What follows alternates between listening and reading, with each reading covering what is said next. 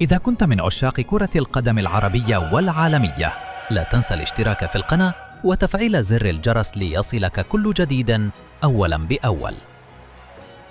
السلام عليكم، اهلا ومرحبا بكم في قناة جولا جول في فيديو جديد باش نحاولوا نتحدثوا فيه على اخبار النادي الافريقي، اخبار الميركاتو، نقائص النادي الافريقي، وشنو هما اللاعبية اللي في ثنية، وشنو هما لي بوست اللي مستحقتهم النادي الافريقي، خاصة انه الوقت حان يظهر لي لتقييم شامل وكامل بالنسبة للميركاتو الشتوي. نعرف اللي إدارة النادي الإفريقي بريد الأخرى قاعدة تخدم على مشروع الانتدابات وعلى تدعيم الفريق، خاصة وأن المدرب فوزي البنطرطي اشترط بقائه في النادي الإفريقي بدعم الفريق بانتدابات قادرة أنها تنافس وترتقي بالفريق إلى مستوى أفضل، خاصة وأن النادي السنة يقدم في مردود محترم جدا، وبالتالي فإن حظوظ النادي للترشح إلى مسابقة إفريقية تبدو واردة وتبدو كبيرة. باش نبداو التقييم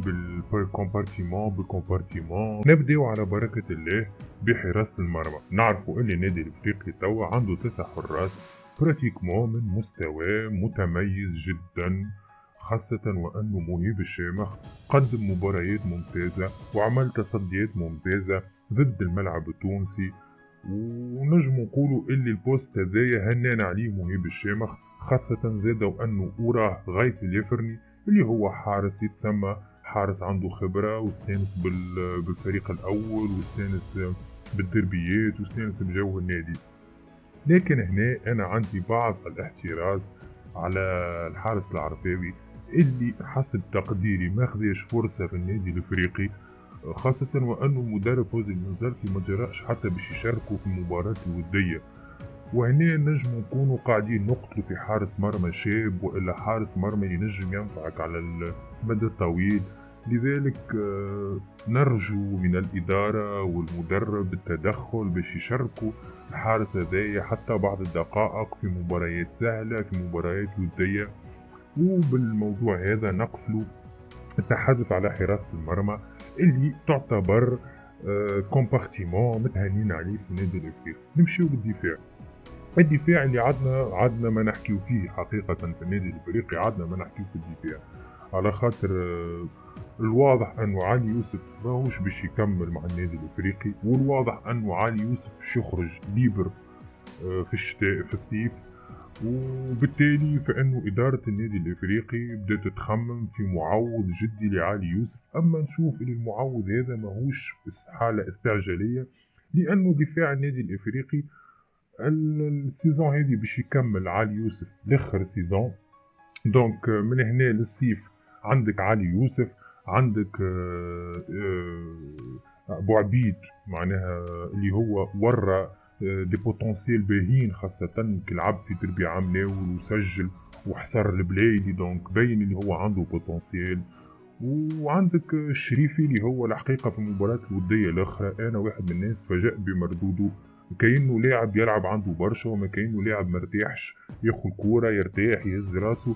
لذلك الوسط الدفاع أو قلب الدفاع ما عندناش مشكلة فيه، يعني حتى كان يخرج علي يوسف في الصيف تنجم يكون ياسين بوعبيد مع بن عبدة يمثلوا وسط دفاع متميز. عندك توفيق الشريفي ونشوف اللي انك تجيب مدافع اجنبي تخسر بها اجنبي ماهيش حاجة رونتابل، خاصة وانه انت ماكش تلعب في بطولة افريقية، يعني ماكش باش تفري كونتي مهاجمين كبار وقويين، ماكش تلعب كونتر فيستن مايلي وكونتر افشا وتيتيغا. دونك مدافع حتى من البطولة الوطنية نشوفه ينجم يفي بالغرض وينجم يعطي اللي حاشنا بيه.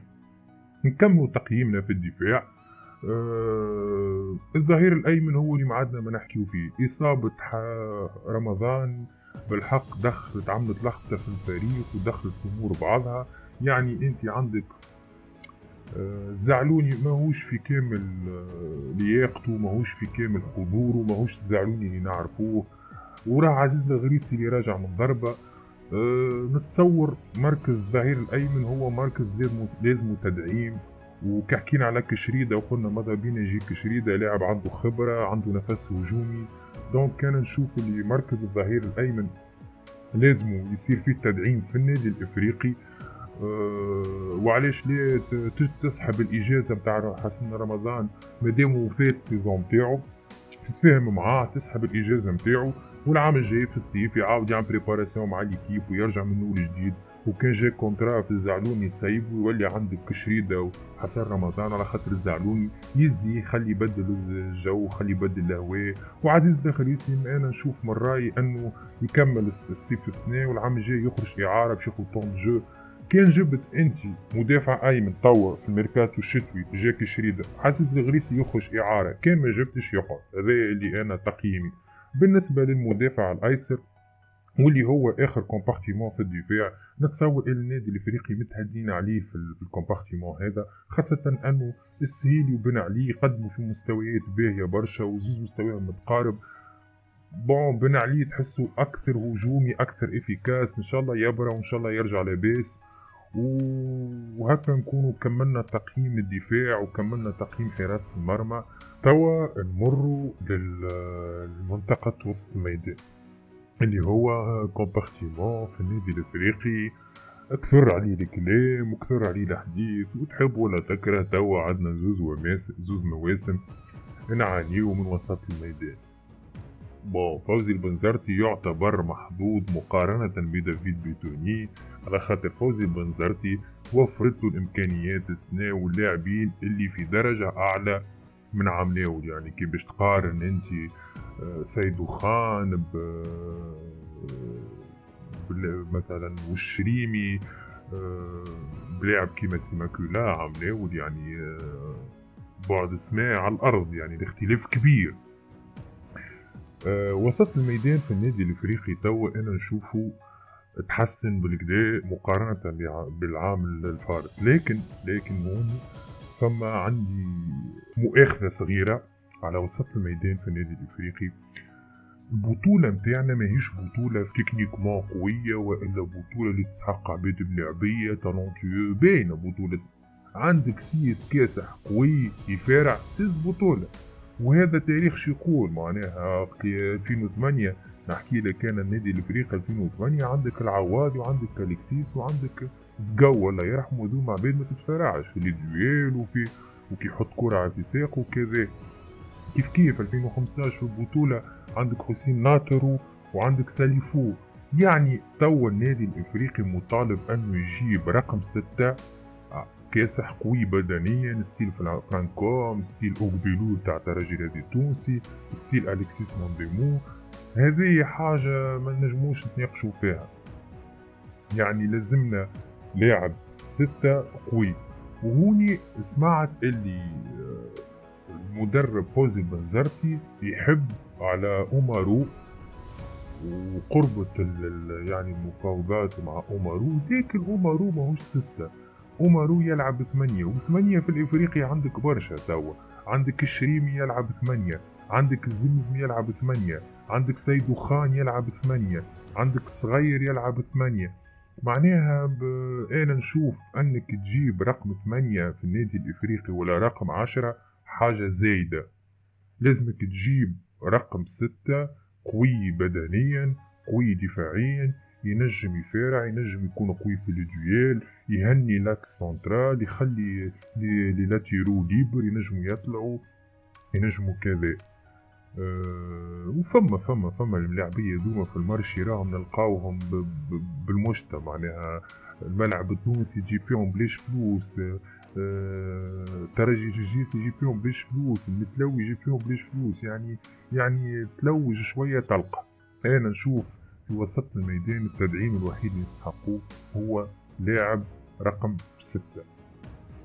بالنسبة للهجوم تويكا، في الهجوم عندنا ما نحكيو علاش، على خاطر تحب ولا تكره لازمك معوض الشواط. معناها رقم 9 يكون في مستوى شواط او افضل، على خاطر راهو انت كانك باش تحب تلعب على بطولة وتحب العام الجاي تترشح المسابقة افريقية وكذا، راهو لازمك يكون عندك زوز مهاجمين من طراز عالي. اضافة الى ذلك انا نشوف النادي الافريقي مستحق يعني جناح ايسر باش يعاون الخضراوي، على خاطر الخضراوي كثرت عليه البريسيون، ماهوش قاعد يعطي في ماهوش قاعد يعطي في مستوى جيد.